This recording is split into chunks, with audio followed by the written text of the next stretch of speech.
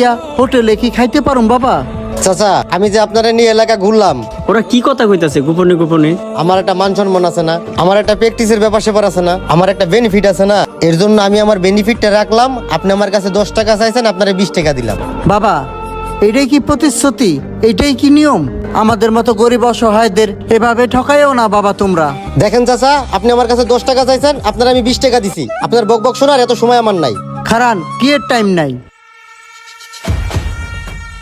তোর কাছে কি কি আছে সবকিছু বাই কর, আর যেই টাকা তুলছো তো আমার না, ওই টাকাও বাই কর। ভালো ব্যবহার করা কোনো শান্তি নেই, বুঝছ? কথা আছে না, যেমন কুকুর তেমন মুগুর।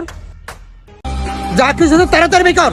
মুরব্বী, আপনি আমার মাইরের না, আপনার টাকা পয়সা যা আছে সব দিয়ে দিতেছি, তাও আমার মাইরের না। দয়া করে আপনি আমার সাইরা দেন, এই নেন আপনার টাকা। ঠিক আছে, এবারের মতো মাফ করে দিলাম। আর কোনোদিনও কোনো ভিক্ষুকের সাথে এরকম কাজ করবা না, মনে থাকবো? যাও অন্তন।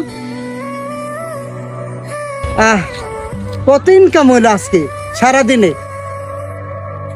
কেউ নাই, এই চলছে কামটা সারি।